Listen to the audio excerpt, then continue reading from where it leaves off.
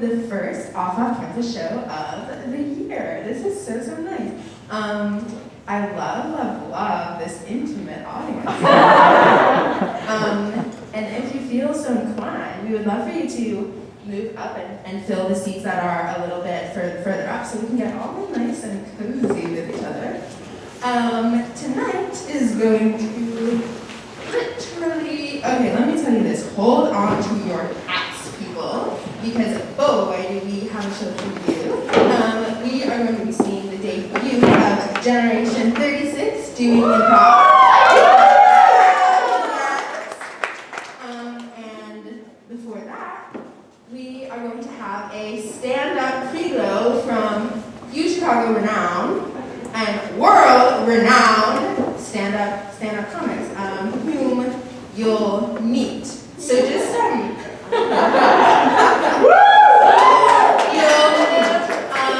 okay, just a couple things you should know. If there's an emergency or you really want to leave for some reason, there's an exit that way and an exit over to my right. Yeah, that's pretty much it. I would say feel free to wear your mask if you feel comfortable with it, because it would be really embarrassing to get COVID at a college improv show. That is what I will tell you. But with that said, I want to introduce our first and foremost comedian of the night. This girl, my oh my, is a comedy extraordinaire. Immigrante extraordinaire, and one of my very best friends in the whole world. So give it up for Anne Liv.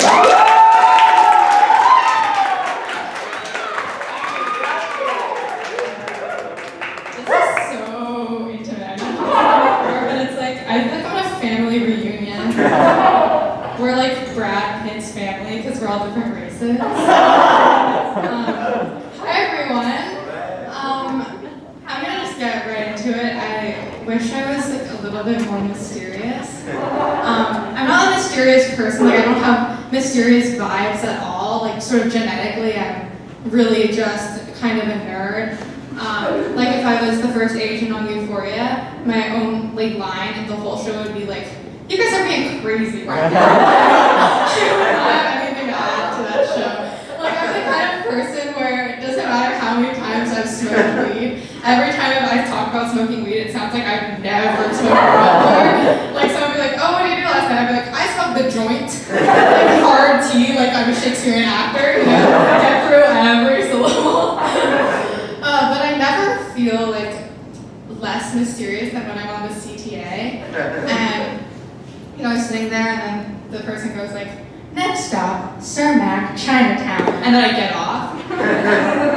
Because it's like, the minute I stepped in the car, those people knew I was getting off at, it could not be more obvious. I wish it weren't so. You know, I kind of, sometimes I like wish that I could be like sitting, I don't have strong quads, but I'll like, just pretend, think with me for a second, like this is a 90-degree angle, okay? But I'll be like sitting on the train and they'll be like, "Next stop, so I'm at Chinatown." Sometimes I kind of want to be like, oh no. I knew that, but I didn't. Yeah, it's amazing to be here tonight because, okay, someone thinks I'm a liar. It's amazing to be here tonight because this is truly a safe space because my apartment right now is literally infested with mice. It sucks, but on the bright side, there's so many that one of them is probably a guy. Which is crazy because it's like, whoa, I didn't know I was at a boy-girl sleepover. Whoa, call the cops, I'm living in sin. I'm going to hell. But seriously though, clap if you're a virgin. Real recognize real. There's mice in my house and there's also bugs. My tip to you about bugs is never Google the bug you see. One day I was in my room and there's like a huge house centipede on the wall. I don't know if you've ever seen a house centipede, but it's like if a bug asked the question, how many legs could you have? Like, how many? But yeah, don't Google bugs, because when you Google a bug, basically the first web page is like telling you the worst fact of all time about that bug. It's always like, did you know that house centipedes can recognize your face? I didn't want to know that. Now I have to live with that. It's horrible. Like I Googled house centipedes, and apparently a house centipede can move at a pace of more than a foot a minute, which is like if you scale it up to humans, it's if a human could run 45 miles an hour, which is horrible. Why? What is that bug in a rush for? Where does it have to go? I'm so scared. That bug is moving at like Apple Watch activity pace. It's closing those exercise rings. But that's all I got.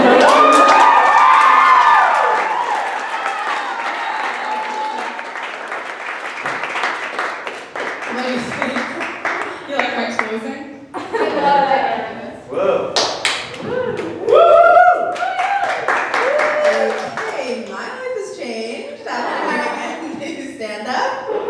Okay, who's next? Who's coming next? By the way, I did know that centipedes can run a foot. What is it, a foot a minute? Yeah, basically when I found that out, I texted everyone. I haven't slept well at night since then. Wait, are you actually asking me who's next? Yeah. I don't know. Oh, okay. Okay, yeah. We have an amazing comedian. She is a genius, and you guys, you would not believe it, but it's her first time ever doing stand-up. Everyone give it for Mabel Lewis.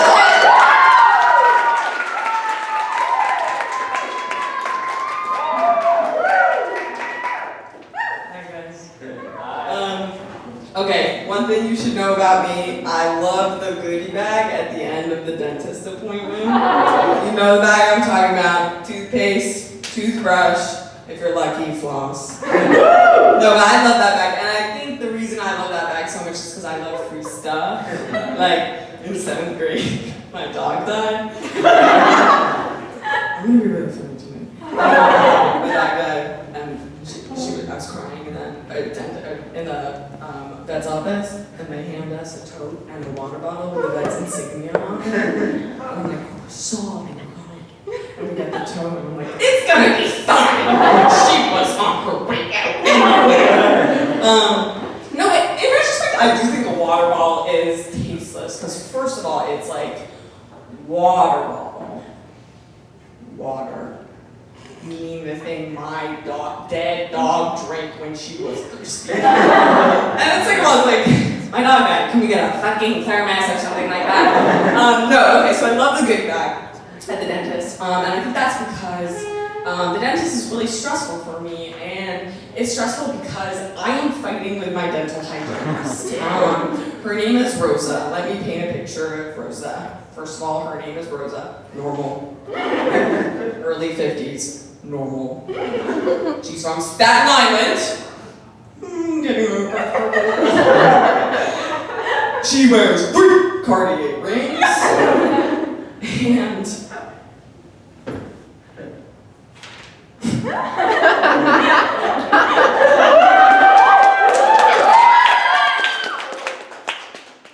she's 5'1". Okay, so Rosa actually doesn't. People complain about like, oh, your dentist, like, they're in your mouth, like, you can't answer any of their questions, right? That's not a problem for me. Rosa doesn't ask questions. She doesn't know what they are. She only knows the monologue. She's a bit of a thespian in that sense. So she'll monologue at me and she'll say really toxic things. And so here's some stuff she says. You know, my daughter, she outgrew her prom dress. She got too big for it. 2 years after the prom. She reminds me of you. I don't know what to do with that. No, the worst, the most tension I ever got was the last time I went to the dentist. I have a sister that's 6 years older than I am, and since this is a crowd of 10 people, you might be able to see her, she's right back there. And So I have a sister, and Rose is talking to me, and she goes, you know, your sister, she's a little bit more unique than you are. I was speechless. I was like, what are you saying? Like, first of all, you can't say that when someone has a tiny sword in your back. Second of all, the most defenseless position is lying on your back with a machine that collects spit in your mouth. I was like, sorry. Another weird thing about Rosa, actually, is that she shit talks my own mother to me. I'm like, I can do that, you can't. It's usually opposite, right? Because Rosa loves my dad, but we're all patients, by the way. So make it fair. We all have at the same time. We sit in the chair all the time. So Rosa, she shit talks my own mother to me, which is weird because mostly people love my mom and feel neutral about my dad. But Rosa has a crush on my dad, shit talks my mom. One of the reasons I think people feel neutral about my dad is because he's like a soft-spoken British man, and like, by soft-spoken, I do mean he has not spoken since 2007 financial crisis. If you hear anything, let us know. I'm scared. No, okay, and then my mother is like, you know her, like she's in her 60s, she has a blunt bob, and she looks like she's like walked out of a Warby Parker ad, and she like calls her cisgendered husband of 32 years her partner. So Rosa calls me less unique than my sister, and I'm stunned. I'm sitting in the chair, it's the end of the appointment, and she hands me the goodie bag. And those goods, they blinded me. I got the riches in my hand. And I don't know why I said this. I was just overwhelmed. I go, thanks, Rosa, I love you. And there was silence. Because I stunned the oracle. I made a great mistake. There was silence. Rosa goes, oh. And then I thought, no, I'm gonna play this cool. So I get up out of the chair, it's like horizontal, so it's like awkward but also sexy. I get up out of the chair, I give Rosa a nod, and I say, hey, I'll see you in 6 months, and don't forget to floss. And I walked out of the appointment room, and I just think that's pretty fucking unique.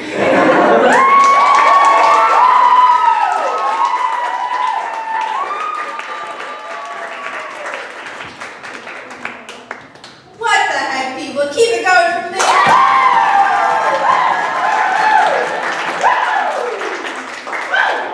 First time or 100,000th? Yeah. Also, if someone told me I wasn't unique, I would drop that. It's all I do. I've never met anyone more. Mabel's my roommate, by the way. I've never met anyone more unique. And I'll leave it at that. Alright, who's next? This is a thing where I keep asking because I don't know. Yeah, we're kind of doing the host dynamic where like one person has the, you know, okay, Podcast? yeah, one podcast when one person knows what's going on and the other person's like, so what is racism, you know?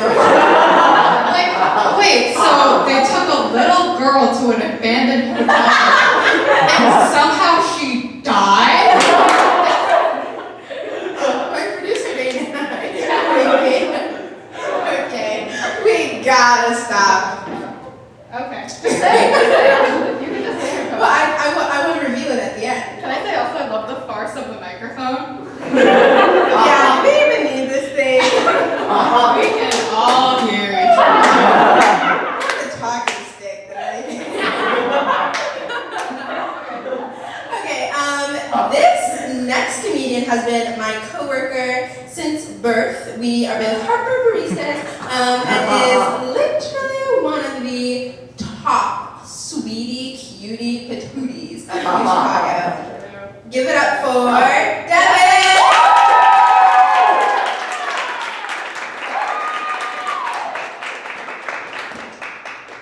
I also did not know the order, so It's a pleasure to surprise to me that I'm called next. But, So I'm really actually glad that the audience is kind of intimate tonight because I have some secret information to share. I'm really good at revenge. I'm really proud of my plans so I want to share it with you guys in case like you had any enemies that you wanted to take out as well. So here's the plan.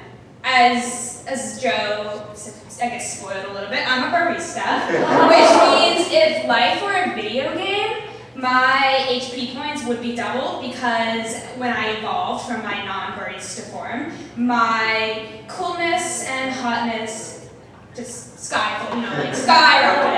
But so my plan was, if any of my enemies ever came to Harbor Cafe, I was going to serve them a lukewarm latte. Because everyone knows that the best revenge is actually served room temperature. So I had been waiting 6 months for the opportunity to arise, and when my enemy did actually come, not only did I make the drink perfectly, but I also gave it to her for free. So I really bungled that one up. But I think the plan was good, because I need to get the execution of it better. But maybe I just go to execution, honestly. But I don't know. But, so I think if I like start high, and then if I start the bar so high, I'll get like an okay result.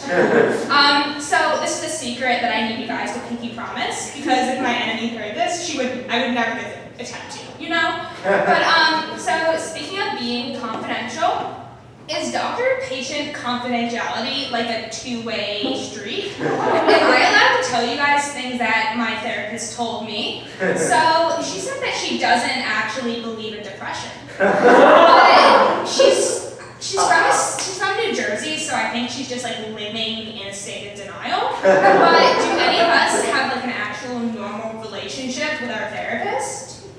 This is when you guys would say no. But it's okay. So I got diagnosed with OCD last year, but when my therapist told me, she said I actually, like, she's known I've had it for the past 5 years, but then just didn't tell me. So my theory behind this was that she wanted to keep me as a patient because I'm obviously just really entertaining and super funny. But so we have this little like witty banter thing like going on where she tells me that I'm not her favorite patient, and I tell her that she's not my favorite therapist.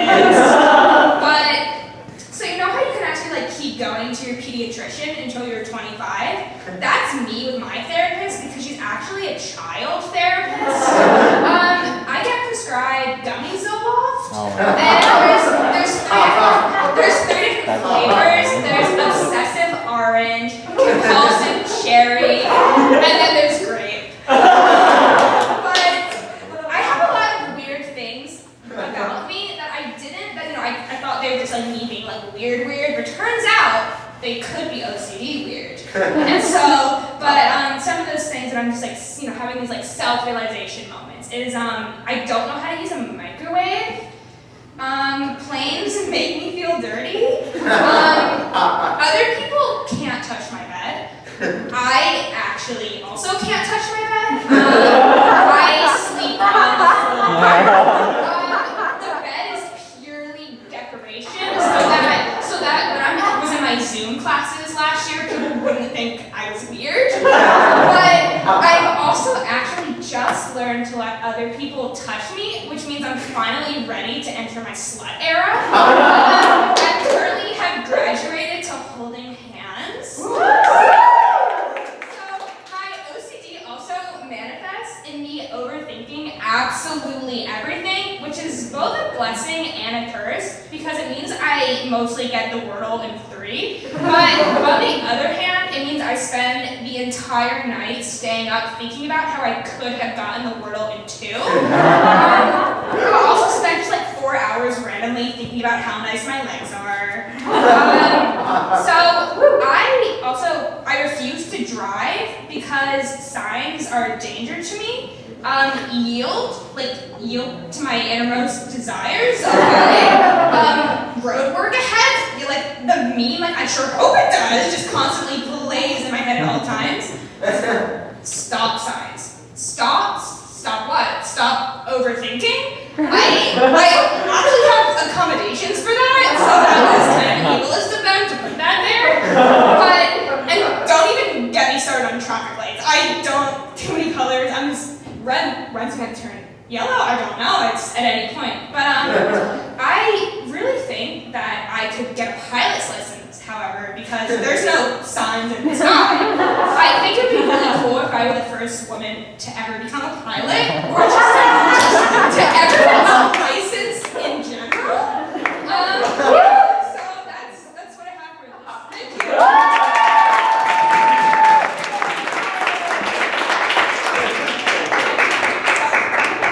It's very heavy. It's so heavy. Everyone over Devon though.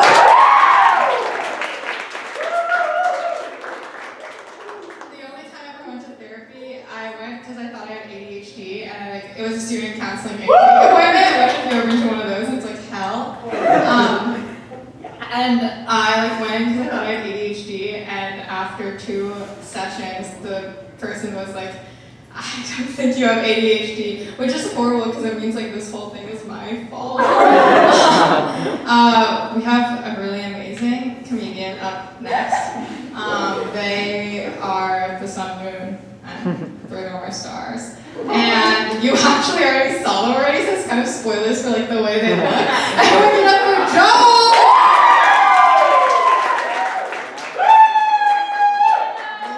You see me.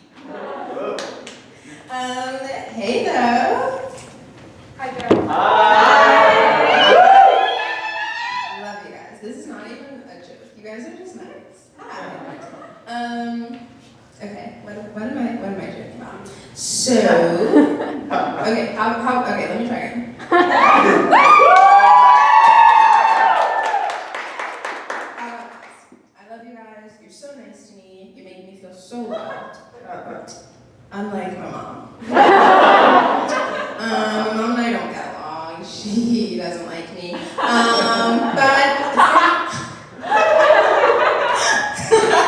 what, you relate?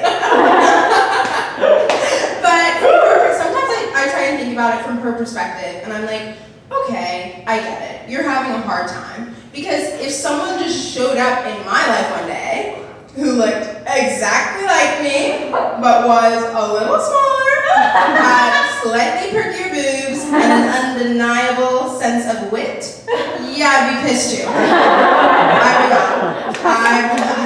So, okay. My parents are really homophobic. I'm just trashing them today. My parents are really homophobic, but their gaydar makes no sense. For example, do you guys know the movie Despicable Me? Yeah. I'm not allowed to watch that.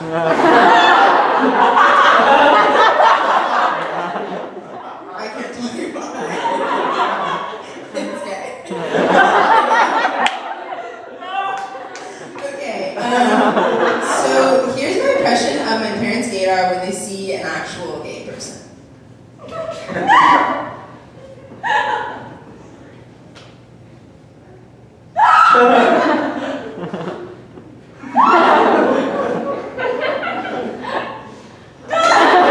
Okay, it sucks. It sucks. The other day, my mom was mad at my dad for watching Anderson Cooper on the news because it could like come through the TV or something. And then my dad's comeback was, okay, but you get your news from, say it with me guys, Rachel Maddow! Okay, so that tells you everything you need to know about that. Sometimes I think about the juxtaposition, okay, big word. I did the International Baccalaureate. The juxtaposition between my life at home and my life at school. At home, I have this big secret.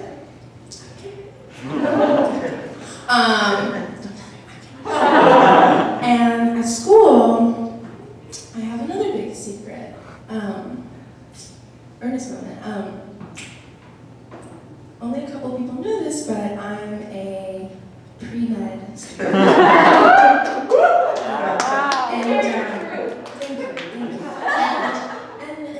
I've been lying about it. I tell people, oh, I'm going to the Logan Center for the Arts. I'm going to a party.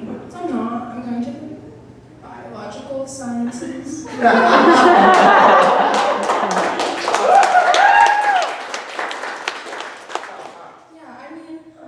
Can anyone name a pre-med is fun. Yeah, being a pre-med is really embarrassing because it's the only time people make an identity out of something that they have not done yet. You know what I'm saying? Like, you're going to be a doctor in 8 years, okay? Yeah, I'm going to get adopted by Jeff Goldblum. I'm pre-adopted by Jeff Goldblum. Okay, love ya.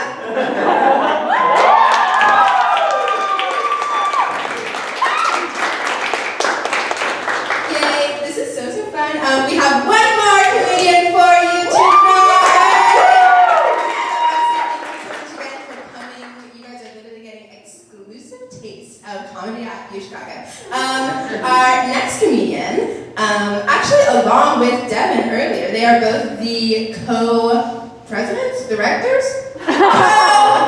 co-CEOs of Chicago's stand-up club, Life on the Mic. So talk to them if you guys are interested in what we do up here. And is really, really fun. I'll just let you guys freaking enjoy it. Give it up for Oscar!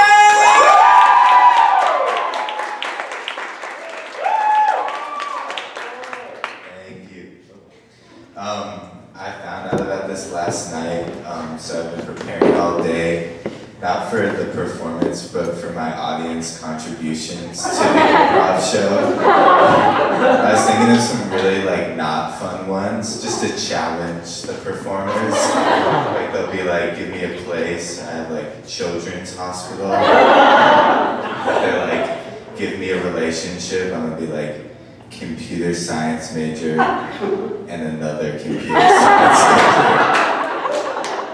Then you all have roommates. I have a roommate, Jake. He always hangs out in my apartment with his dogs out, just wiggling his puppies. Puppies is my word for toes. There's some other words that people like. I've written on there, I'm sorry to remember. Some people like nubs, bottom fingers, floor grippers. I like puppies, bark. I could go into detail about Jake's feet, and this is my time, so I will. His toes have these really sweet little hairs on them. He trims his toenails weekly, so they're beautiful. And he has these cute little pieces of fuzz that he picks out periodically. Enough about my roommate's feet, sorry. People have been talking about NFTs a lot recently. Who cares? I want an NFT of Jake's dirty little feet. I'm gonna own them. I want a blockchain that says they're my feet. I love gossip.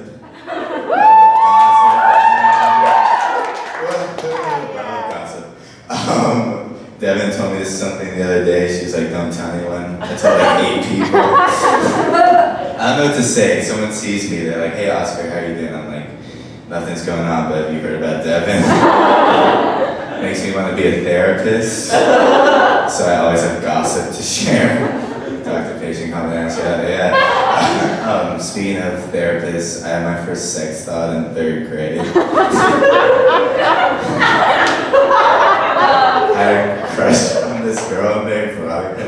Her name was Jenna, but we'll call her Veronica for the sake of this.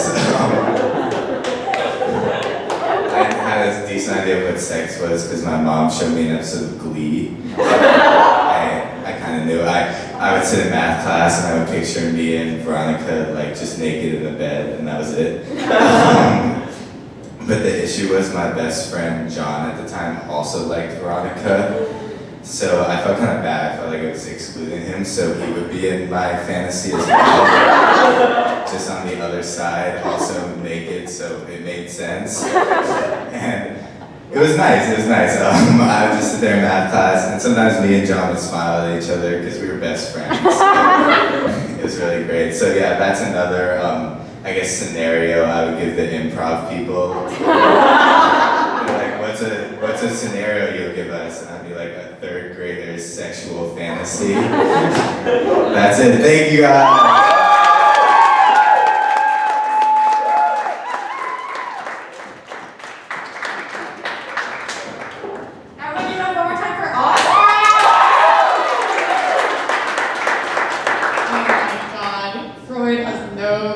to do with that.